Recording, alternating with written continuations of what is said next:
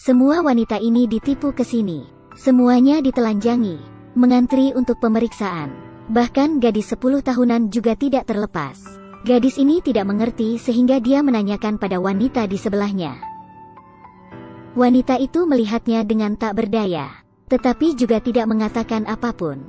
Dia berbaring di kasur. Di sampingnya masih ada orang yang berbaris. Dokter membuka kedua kaki wanita itu, memeriksa apakah dia masih perawan. Orang yang bertanggung jawab sangat puas. Gadis itu memegang sinar matahari yang tidak dapat dipegangnya. Detik berikutnya dia yang dibawa ke kasur itu. Wanita yang ditipu ke sini. Semua akan dikirim ke ruang terpisah. Yang menunggu mereka adalah orang brutal dan tidak bermanusiawi. Ini adalah sejarah kelam yang diambil dari kisah nyata. Terjadi saat Perang Dunia II. Di sebuah pulau kapal perang Jepang. Pulau ini memiliki sumber daya batu bara yang kaya. Ini adalah sumber daya transportasi yang sangat penting bagi negara Jepang. Pekerja perantara di pulau itu semuanya orang Cina dan Korea. Datang dengan berbagai paksaan. Di antaranya 722 orang China dan 1442 orang Korea. Yang selamanya tinggal di pulau itu. Jadi pulau ini juga disebut Pulau Neraka. Pria yang ditipu ke pulau ini. Pertama, semua uangnya disita. Jika ada keberatan akan dipukul parah. Kemudian mulai diperiksa, membasmi kuman di pakaian, pemeriksaan mulut, rambut digunting paksa, permukaan tubuh ditabur dengan bubuk pembasmi kuman. Mereka dimasukkan dalam semi-basement. Kasurnya penuh air dan tidak bisa tidur sama sekali. Makanannya adalah makanan sisa yang penuh dengan kecoa. Sehingga banyak yang mati dan menunggu mati. Saat kerja, harus masuk ke tambang 1000 meter di bawah laut. Lingkungan di bawah lebih gelap dari di atas. Sering terjadi ubin bocor dan tanah longsor. Akan menghilangkan nyawa mereka kapanpun. Di sisi lain wanita yang baru datang ini, sudah mengganti pakaian kimono. Diatur untuk menghadiri pesta makan malam pemilik pulau. Menghadapi semua ini, gadis itu sangat ketakutan. Wanita itu menggelengkan kepala agar dia tidak bergerak. Setelah itu sebuah tangan mendekatinya. Perjamuan resmi dimulai.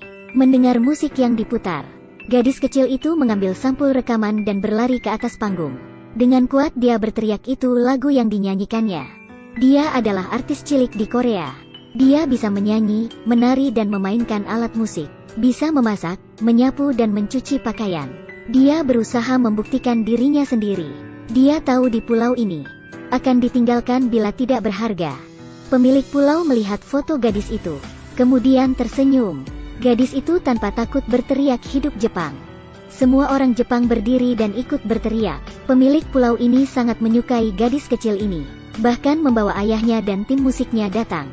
Melihat putrinya yang memakai kimono, hati ayahnya sangat berantakan.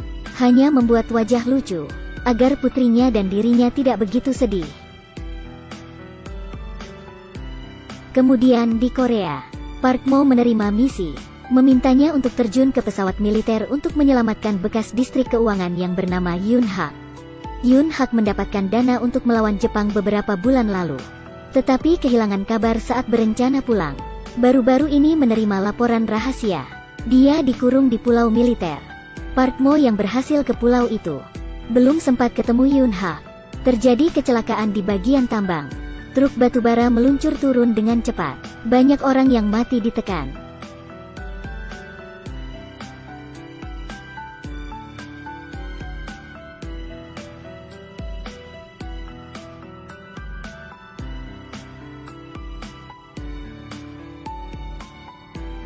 Kabel listrik bocor mengakibatkan kebakaran dan meledak. Pemilik pulau sangat marah setelah mengetahui berita itu.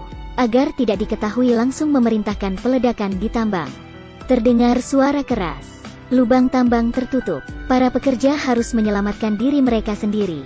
Mereka dengan cepat menggunakan bor listrik untuk mengebor dinding. Meletakkan bom di sana. Park Mo menggunakan kereta untuk masuk ke persimpangan tambang. Mengambil obor dan melemparkan ke lubang. Para pekerja menarik Park Mo dengan tali. Sebuah ledakan membuat lubang keluar terbuka. Semua orang terselamatkan.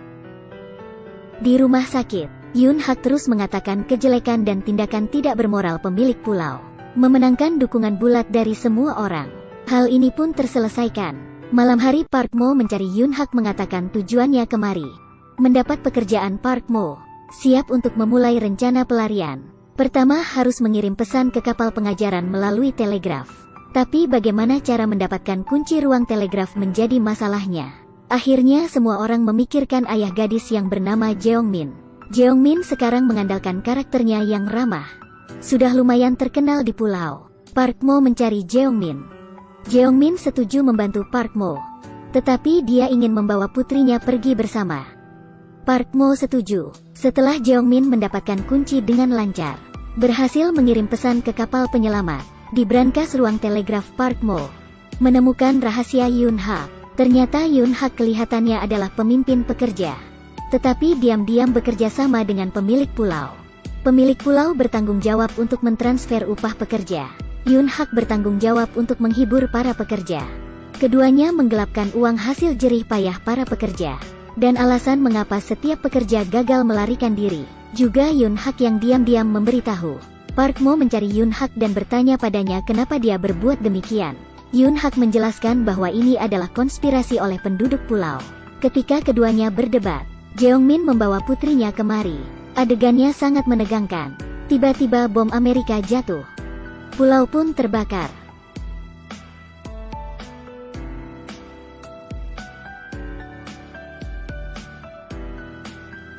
Pada saat kekacauan Yun Hak menembak Park Mo. Keesokan harinya banyak rumah yang rusak dan banyak korban yang terluka parah. Prajurit negara pulau mencekik pemilik pulau yang terluka. Menjadi pemilik baru pulau itu. Melihat orang Amerika sudah memerangi. Atasan meminta untuk menghancurkan bukti. Membunuh semua pekerja yang ada di pulau. Di bawah pimpinan pemilik pulau yang baru, Yun Hak mengumpulkan semua pekerja dan mencuci otak mereka lagi. Mengatakan dia telah memenangkan manfaat yang lebih baik dengan pemilik baru. Para pekerja percaya dan bertepuk tangan. Kemudian Park Mo keluar. Ternyata malam itu dia ditolong oleh Jeong Min dan bersembunyi. Dia mendengar obrolan Yun Hak dan pemilik pulau yang baru. Di hadapan semua orang. Memperlihatkan kejelekan Yun Hak. Park Mo berkata dengan masuk akal. Tetapi kebanyakan pekerja mempercayai Yun Hak. Di saat ini Jeong Min keluar. Mengeluarkan bukti. Dia memperlihatkan buku khas pada semua orang. Di depan bukti pun Yun Hak masih terus mengelak. Park Mo langsung membunuhnya dengan pisau. Kemudian Park Mo berencana membawa semua orang keluar dari pulau neraka ini. Di tengah kegelapan. Membunuh tentara pulau yang menjaga gerbang. Semua orang menyelinap menaiki tangga gantung untuk membawa batu bara. Orang tua, anak-anak, dan yang terluka duluan. Semua orang maju dengan hati-hati. Di tengah perjalanan diketahui oleh tentara pulau. Kedua pihak kemudian bertarung.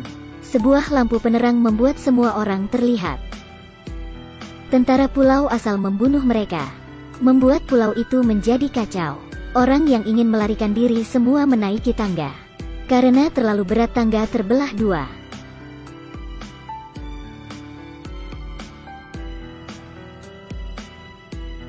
Saat fajar menyingsing, tentara pulau menyerang tanpa ampun. Sejumlah besar pekerja mati dalam tembakan. Jeong Min yang tidak mau menyerah mengangkat tangga sendiri.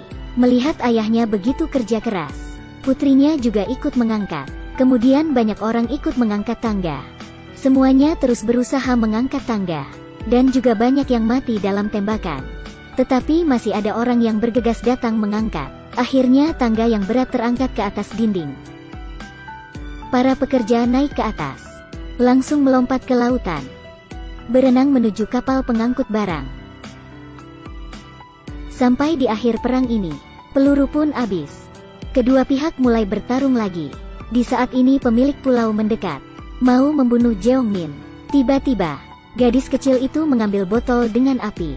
Melemparkannya ke pemilik pulau itu. Park Mo langsung membunuhnya. Dia mengangkat pisau dan mengumumkan. Semua sudah berakhir. Tentara pulau pun berhenti. Dan melihat para pekerja pergi dengan kapal. Semua duduk di kapal pembawa batu bara. Dengan susah payah. Pergi dari pulau tentara. Ini adalah film yang menceritakan kejadian asli di Perang Dunia Kedua. Hanya tertulis sebagian kecil saja, tidak lengkap. Pada Perang Dunia Kedua, orang China yang dibawa kerja paksa ke Jepang ada 40 ribuan orang. Mereka dibagi ke beberapa pulau, melakukan pekerjaan dalam kegelapan. Hanya sebagian kecil saja yang tertolong.